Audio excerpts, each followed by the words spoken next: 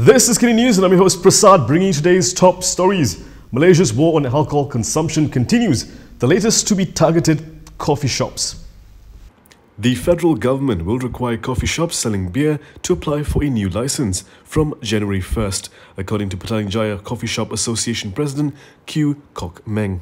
Q said businesses were surprised by the sudden imposition of the licensing requirement. He was among those called for a briefing by the Customs Department last month to inform them of the decision.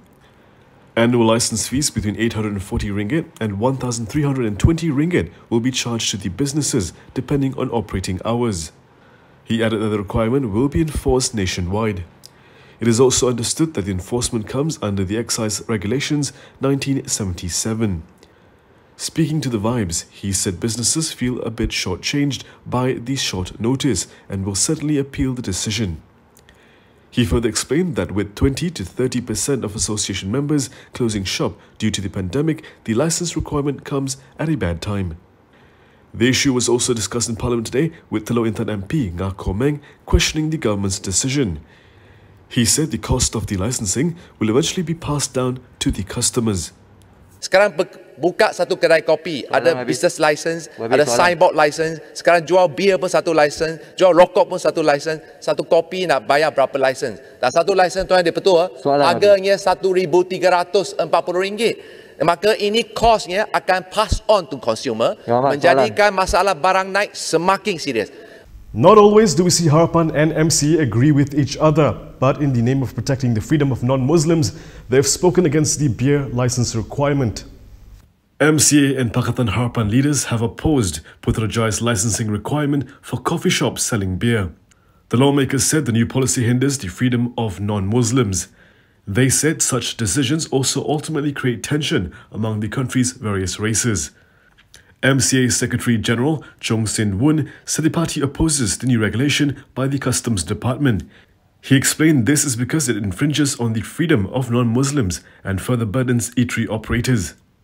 This would also hold back the government's efforts towards economic recovery. Chong said while MCA is not encouraging the public to consume alcohol, non-Muslims have the right to choose if they wish to do so. Yesterday, it was reported that coffee shops selling beer will be required to apply for a new license from January 1st, 2022. China Press also reported that coffee shops and restaurants in Perlis are limited to selling 4 cartons of beer daily. Kedah would also introduce curbs on the sale of alcohol in rural parts where the demand for alcoholic drinks was low. Before this, the Kuala Lumpur City Hall also prohibited sundry shops, convenience stores and Chinese medicine halls in the capital from selling hard liquor, effective from this month. So while one issue has got MCA and Harapan on the same page, another issue has brought an UMNO and DAP lawmaker together. UMNO lawmaker Azalina Othman Said has defended Segambut MP Hanayo after the DAP lawmaker received criticism over the use of a headscarf in a mosque to meet her constituents.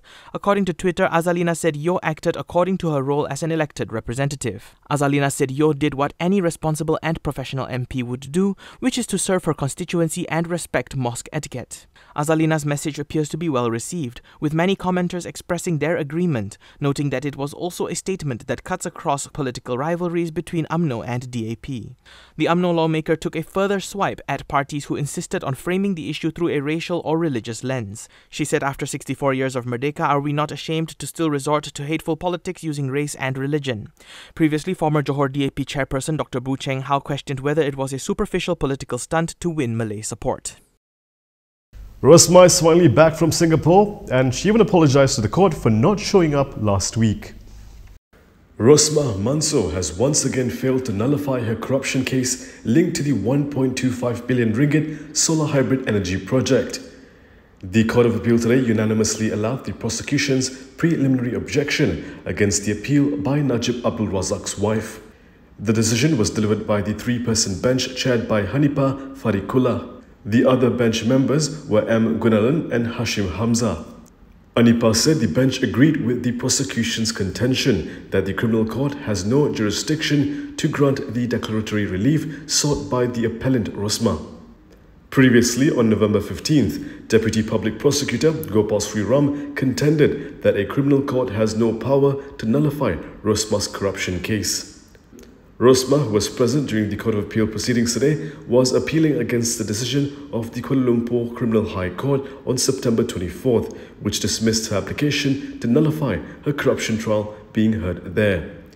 Meanwhile, via a legal team today, Rosmah apologized to the Court of Appeal over her absence last week for an appeal hearing linked to the corruption case. Her defense counsel, Jagjit Singh, relayed the apology to the three-person Court of Appeal bench. On December 2nd, Rosmah was absent from the appeal hearing over her bid to nullify her corruption case. This was as she was still in Singapore to give support to her daughter, Noriana Najwa Najib, who gave birth. Now we have a message from our sponsor, but when we're back, Zaid opens up about PAS and how he sees the Islamist Party now.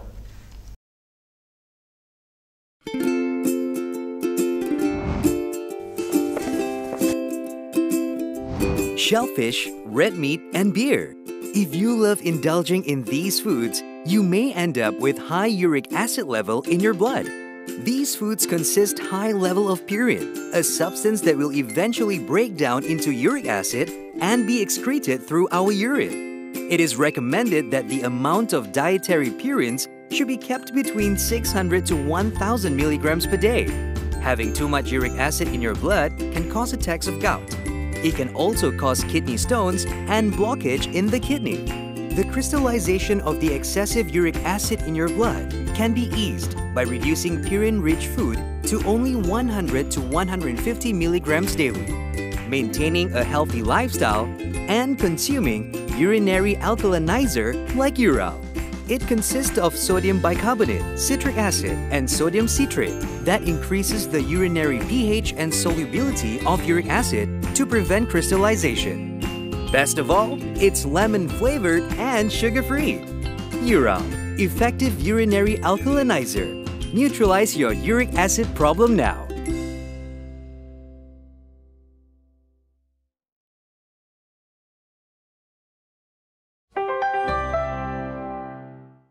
So while certain issues are uniting political rivals, UMNO and PAS, who are apparently fighting for the same cause, appear to be drifting further away. UMNO President Ahmad Zaid Hamidi said muafaqat national, which started out as something sincere, has evolved into something dishonest. Zaid said the turning point was PAS cooperation with Bersatu, a party that he says is bent on UMNO's destruction. He added that there were parties who created various excuses in trying to justify that it was UMNO that did not comply with the charter. He said a person with the title of ulama should follow the authentic text and not manipulate the law according to political taste to use religion to achieve political objectives. On December 4th, past President Abdul Hadi Awan claimed that UMNO had violated the charter agreed by both parties previously. Due to that, he said PAS rejected the idea of muafaqat national that UMNO wanted. In general, PAS has called for Bersatu, which emerged as a splinter of UMNO, to be brought in to join muafaqat national. However, UMNO has finalized the decision through its annual General Assembly earlier this year that no cooperation is formed with Bersatu. At the same time, PAS is part of Pakatan Nasional, backed by Bersatu. Zaid said UMNO had tried to maintain muafaqat, including in the recent Melaka state election, but was rejected. Zaid added that PAS leaders often stated that they supported muafaqat national, but what happened in Melaka was that they rejected UMNO's invitation to unite on behalf of muafaqat national. No, we did not forget the Sarawak state election nomination was today. Here's a quick recap. The 12th Sarawak election nomination day saw several surprises. 82 seats are up for grabs in the fight for the country's largest state legislative assembly. Bersatu has distanced itself from its member Ali Biju as it defends his seat as an independent. In a statement today, Bersatu Information Chief Wan Saiful Wan Jan, who did not name Ali, said party rules do not allow members to run for public office without permission. PN Chairperson Muhyiddin Yassin previously announced that the coalition will not participate in the election to respect the wishes of the Gabungan Parti Sarawak leadership. Meanwhile, Progressive Democratic Party President Theong King Sing will be contesting the Dudong seat.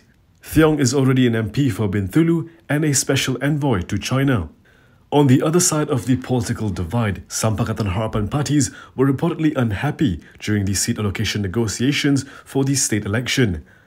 Sarawak DAP chairperson Chong Jin Jian, however, refuted allegations by PKR President Anwar Ibrahim that PKR only received leftover seats. Recently, Anwar said that his party had been called greedy despite only receiving leftovers. Anwar also pointed out that PKR was only given unwinnable seats that others did not want. With the nomination out of the way, over 1 million voters will be eligible to cast their ballots on December 18th. Early voting will take place on December 14th. Ismail Sabri may be pushing the Keluarga Malaysia slogan, but the Bumiputra agenda is certainly still a top priority.